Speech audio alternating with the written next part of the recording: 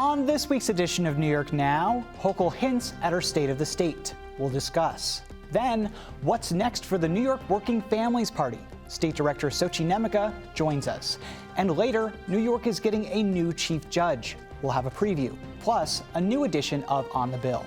I'm Dan Clark, and this is New York Now. Today, the Senate majority will pass legislation. I will fight like hell for you every single day, like I've always done and always will. Passing these bills on the floor, making yet another stand.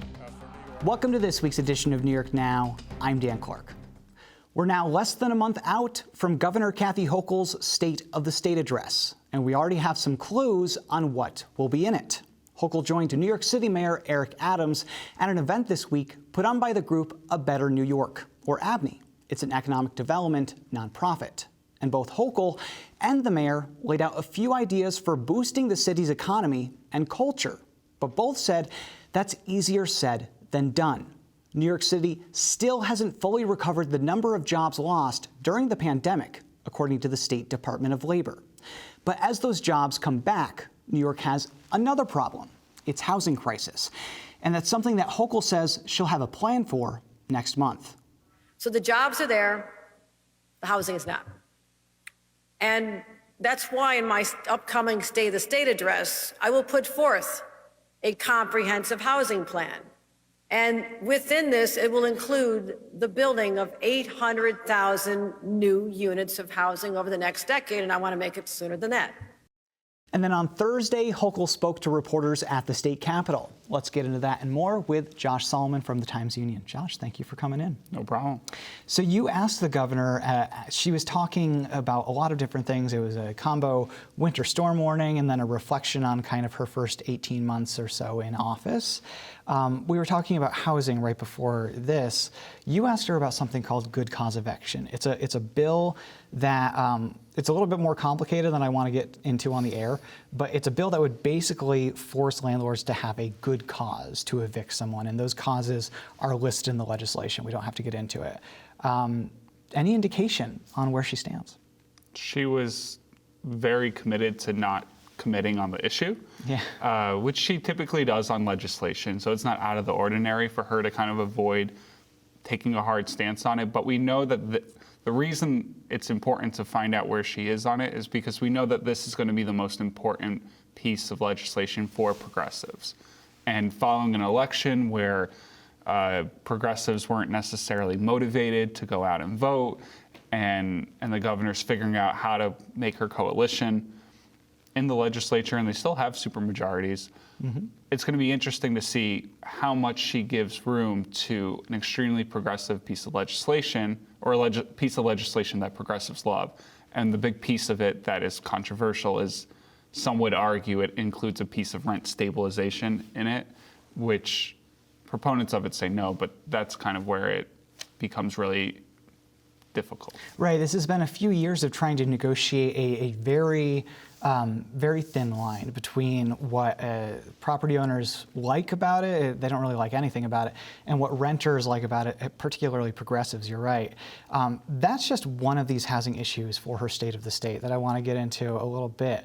Before we got in the air, you mentioned that she hasn't really mentioned a lot about affordable housing just yet. I'm really curious because last year in her State of the State, she made a very big focus on housing in terms of affordable housing, supportive housing, and I'm curious about where she takes it from here. Anything in your crystal ball? The crystal balls, well, the governor during a housing conference speech a couple weeks ago in Manhattan gave what she called a trailer to the movie, and the movie being the State of the State on January 10th.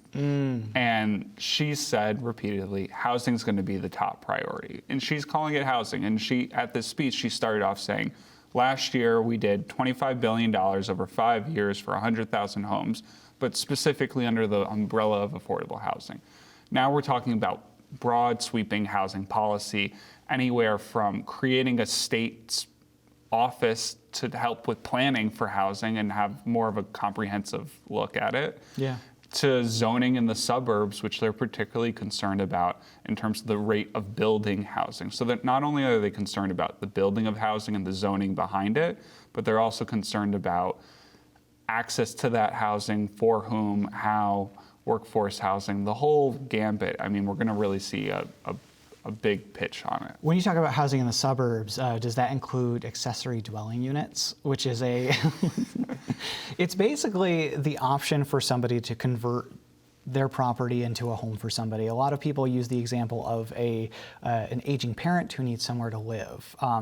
That got into a little bit of a mess last year. I don't really know what's up with it. Have you covered that?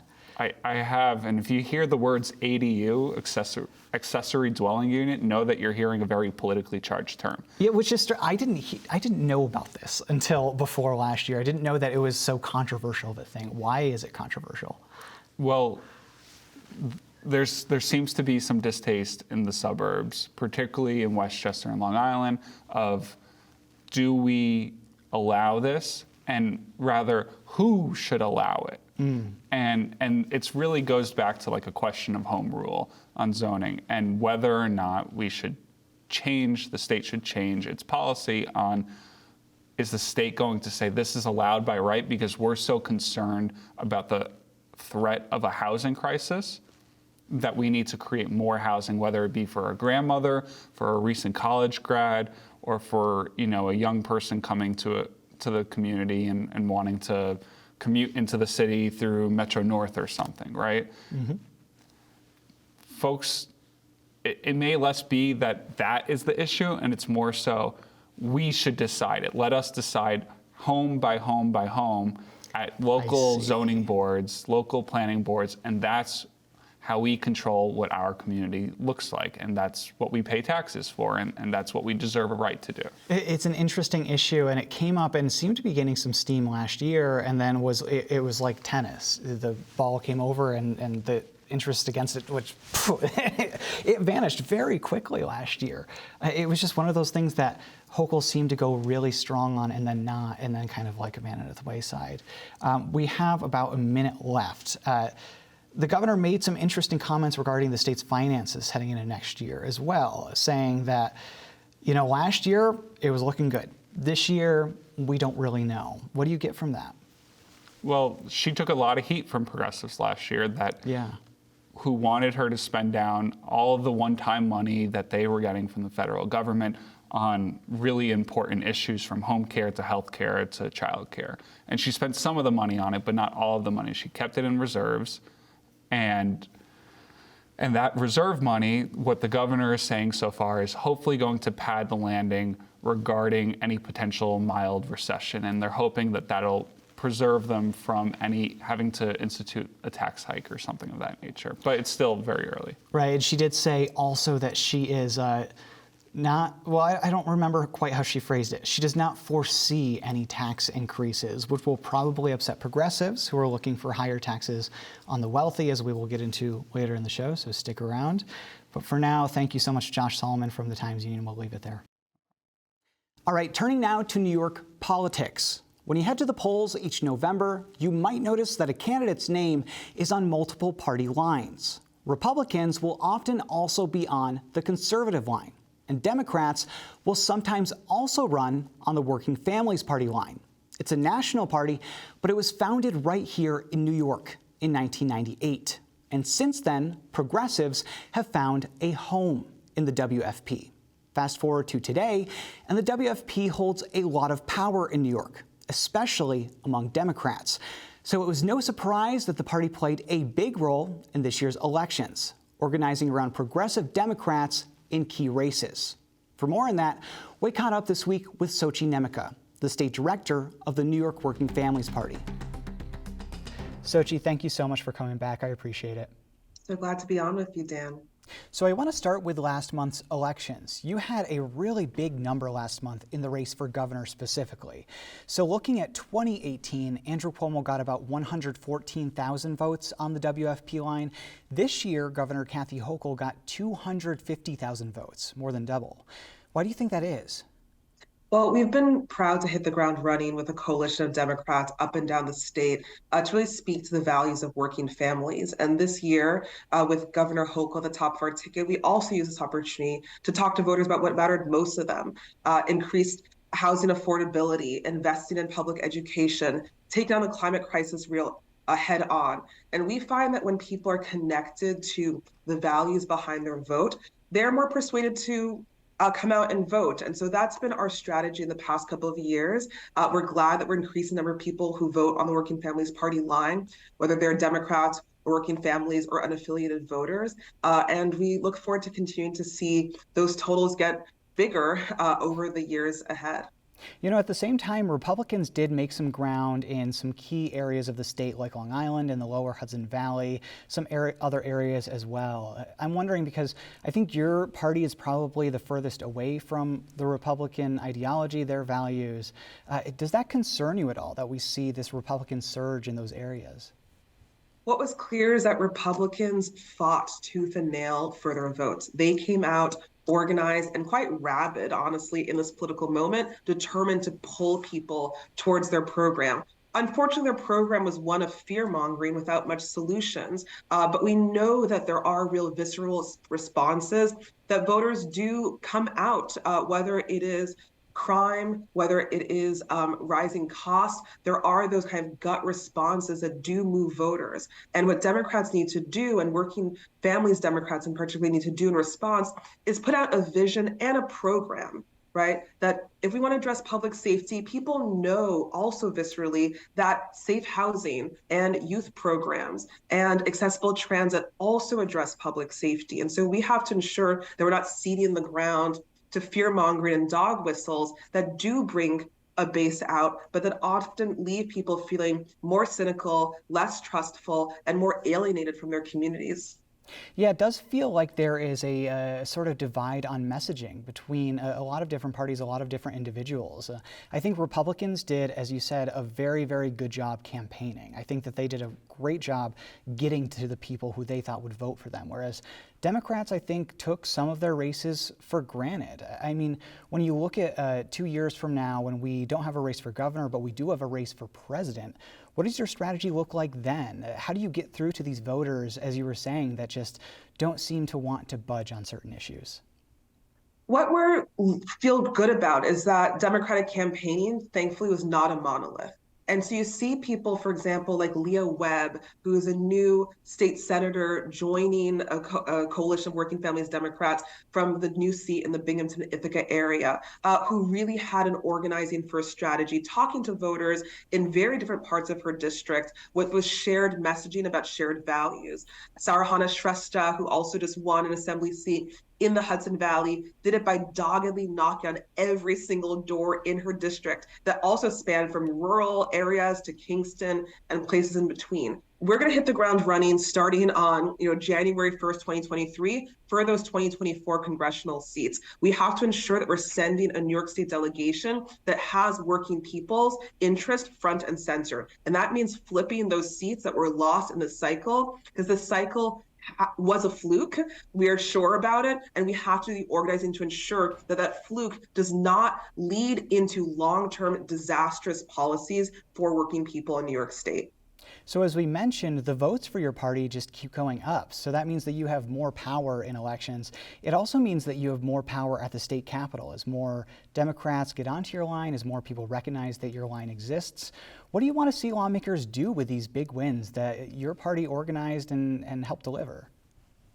I definitely see our power coming from our membership. We are grounded and anchored in the fact that we know that working people share a common agenda, and it's government that has to meet the people where they're at. And so we're hitting the floor in Albany to push for invest in our New York, right? Raising taxes on the wealthy to invest in the common good, to fully fund education and invest in CUNY and SUNY, to address the climate crisis head on through the Build Public Renewables Act and other big climate measures, and to raise the wage for all working people, including home health workers. And so with that broad popular working people's agenda, we want to build the power that reflects what communities want up and down the state and deliver for them in New York, especially in this moment when at the national level, we're assuming Republicans are going to be pretty obstructionist in the House of Representatives. New York has to lead the way.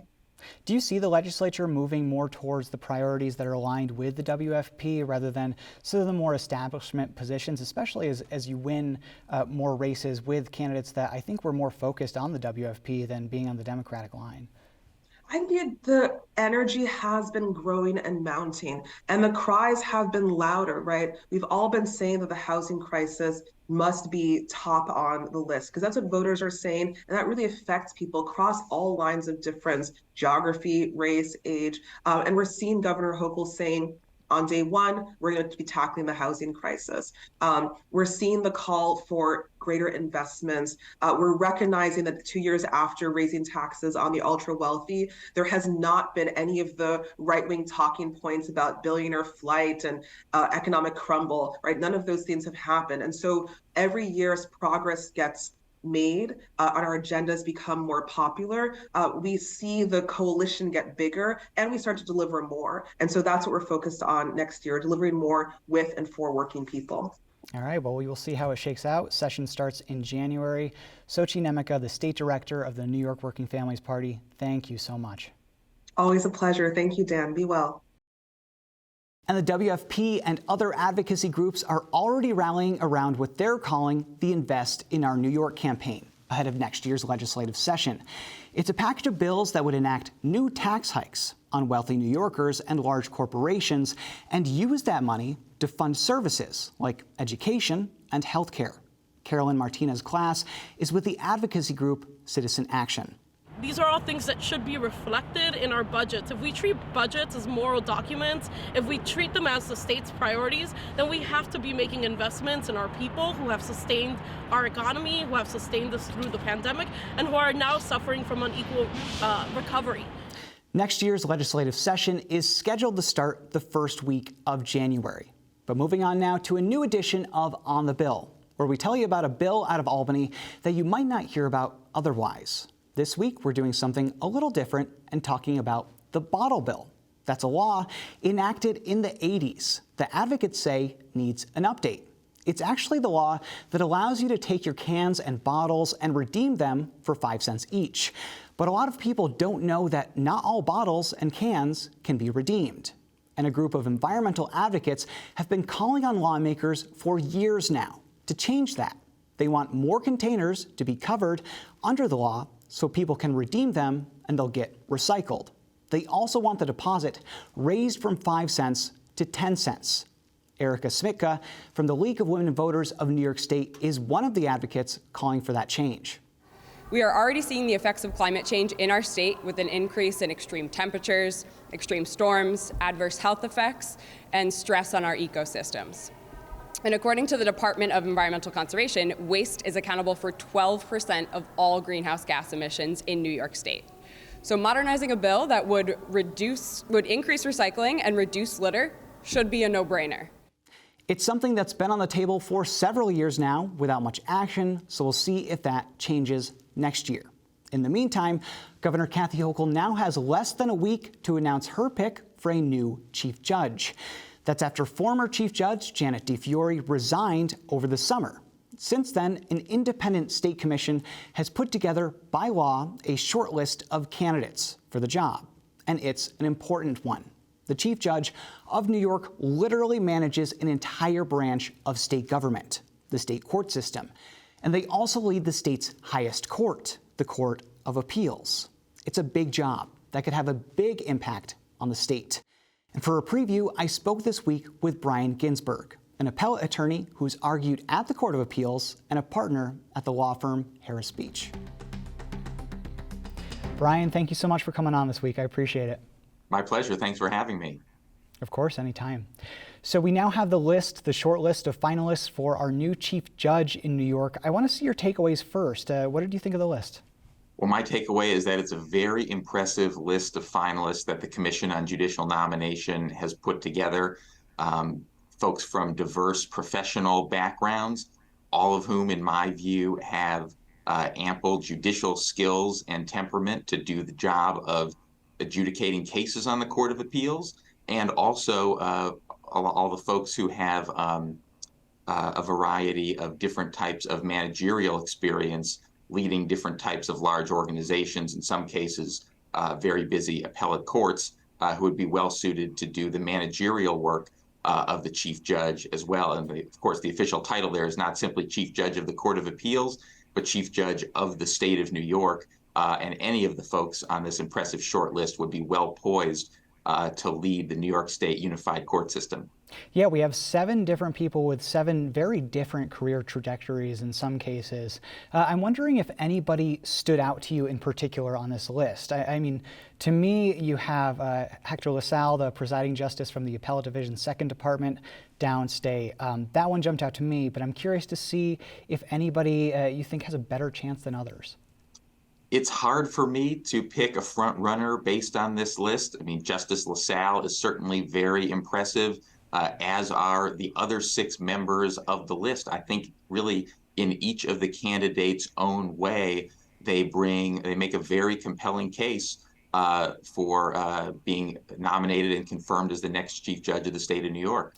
Now, how do you think this changes the court over, we don't know how long this person would serve. Of course, it would depend sort of on their age. There's a mandatory retirement age of 70 for judges in New York State. So we don't know how long this person would be in the position. But can you describe for our viewers who are kind of new to this, what kind of impact a new Chief Judge has on the court system and the Court of Appeals? Well, I think a new Chief Judge could really have a profound impact on the Court of Appeals. The Chief Judge, like all judges of the Court of Appeals, gets a vote in deciding cases that come before the court, ruling for one side or the other. Also importantly, the Chief Judge, like the other judges, gets a vote as to what cases the court decides to accept in the first place. The Court of Appeals, unique among courts in the state of New York, decides what cases it wants to decide. And unlike for cases adjudicated on the merits, where it generally takes 4 votes to rule in favor of one side, in terms of filling up the court's docket, it only takes the vote of 2 judges, and in the criminal context, only 1 judge to place a case on the Court of Appeals docket for later decision through a process called granting leave. And there are no bright line rules for when leave should or should not be granted. It's really in the eye of the beholder to a large extent. And for that reason, the next Chief Judge, in addition to having a large impact on the cases that come before the court, will have a very large impact on deciding what cases come before the court in the first place. You're a practicing attorney, obviously, a partner at Harris Beach. What do you think are the major challenges for a Chief Judge coming into the state court system right now? We've just come out of a global pandemic that affected the courts quite a bit. We've also seen former Chief Judge Janet DiFiore kind of change the trajectory of the Court of Appeals in certain ways, but also have some major initiatives for the state court system. So what do you think should be this person's priorities coming in? Well, I certainly think from a programmatic standpoint, the next Chief Judge, like the prior Chief Judge, will have to focus a lot on sort of system-wide issues, making sure the courts and courthouses are accessible to all, making sure that New Yorkers, no matter what their stature, have adequate access to justice. But I think beyond that, the next Chief Judge, again, like the prior Chief Judge, will have the main duty of ensuring that cases are decided according to the rule of law. And in my view, I think the prior Chief Judge DiFiore, did an excellent job of that. And I think any one of the candidates on the short list would do an excellent job of that as well, deciding cases that come before them based upon an application of the law to the facts without regard for external factors like power or politics or popularity. Yeah, one issue that has come up during the selection process is that a lot of advocates would like to see the governor nominate a new Chief Judge who has some practice in defense rather than prosecution. We do see a number of judges on that bench right now have a history of prosecution rather than defense. What do you think about that as somebody who is familiar with this court? How would that change it? Well, I think that it's obviously Governor Hochul's prerogative to nominate whomever on the short list she feels would make the best Chief Judge of the state of New York.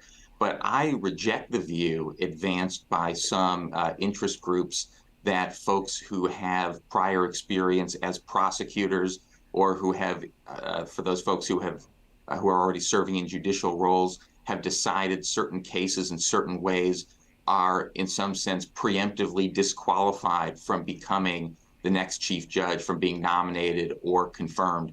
in my view, judges often have to make unpopular decisions. Their job is to apply the law to the facts wherever that may lead.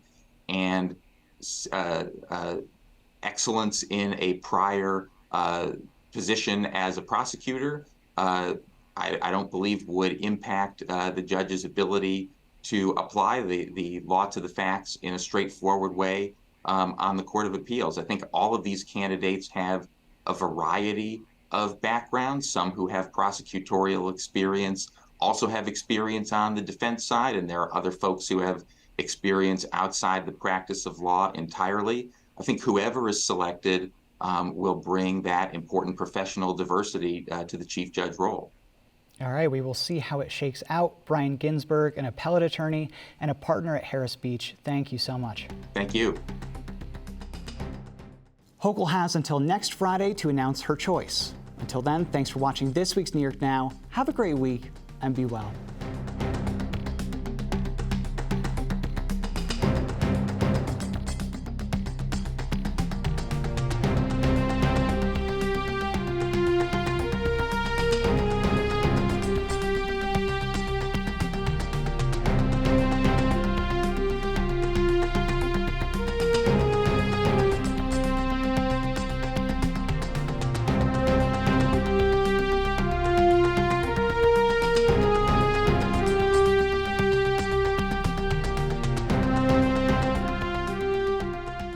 Funding for New York Now is provided by WNET,